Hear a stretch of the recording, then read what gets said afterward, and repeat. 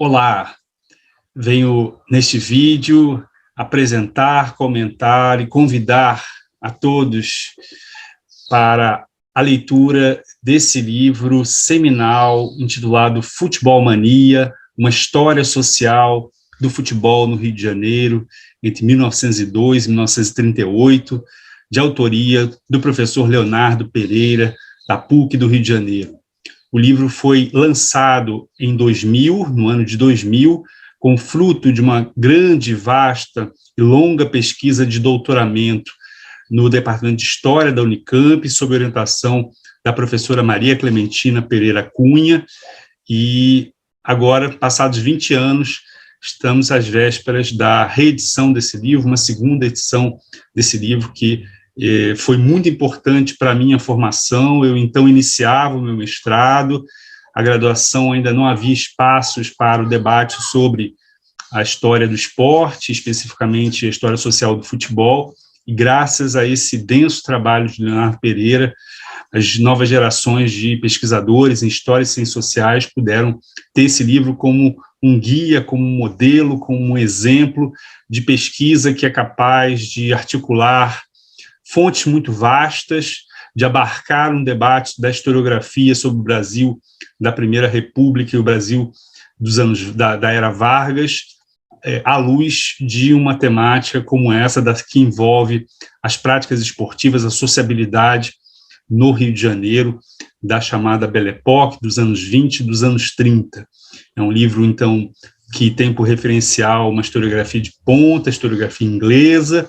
que vai procurar desconstruir alguns sensos comuns e algumas armadilhas interpretativas que o jornalismo esportivo havia legado sobre as origens do futebol, a passagem do amadorismo para o profissionalismo, numa certa perspectiva evolucionista ou evolutiva que entendia o processo de popularização do futebol como um processo unívoco e linear, que de alguma maneira seria uma espécie de redenção dos jogadores negros e, de certa forma, dessa aclamação em torno do país do futebol. Leonardo Pereira pensa a nação, pensa a cultura do ponto de vista do conflito, do espaço de relações de negociação entre a cultura popular, a cultura letrada, a cultura erudita, a cultura popular, e ele vai deslindando ao longo de uma arquitetura muito bem costurada, de um trabalho muito rico em informações e análises. Ele vai mostrando como que se entrosam essas dimensões da cultura e da nação através de um modo de apropriação do futebol que assistiu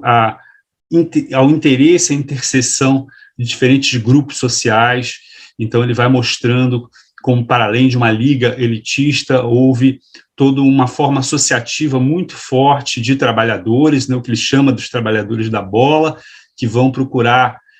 não apenas dentro de campo, mas também como assistência, como plateia, como público, se apropriar desse esporte, em princípio, importado e que vem como uma matriz de civilização, de higiene e de disciplina. Então, é um livro estruturado em 3 partes, em que vão sendo decompostas, vão sendo analisadas todo esse processo bastante rico e múltiplo de apropriação do que ele chama dos jogos de sentido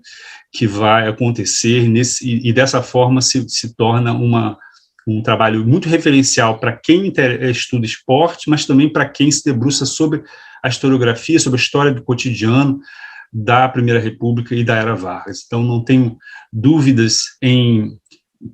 assinalar esse livro como um divisor de águas e um trabalho muito bem sucedido que Leonardo Pereira nos legou e que continua se desdobrando uma série de pesquisas que ele vem fazendo com atletas, jogadores de origem negra, como Leônidas da Silva e Domingos da Guia, que ele vem perfilando e mostrando como um desdobramento dessa pesquisa a sua riqueza e capacidade analítica. Então, fico por aqui, deixando esse convite para que nossos graduandos se debrucem sobre esse livro, que realmente é muito instigante e que vai, de fato,